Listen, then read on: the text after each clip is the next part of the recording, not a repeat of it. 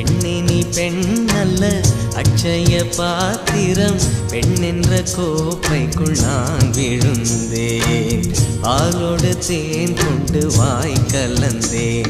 ஏ அசைந்தாடும் காற்றுக்கும் அழகான பூவுக்கும் காதலா காதலா, ஏ அலையாடும் கடலுக்கும் அது சேரும் மணலுக்கும் காதலா காதலா.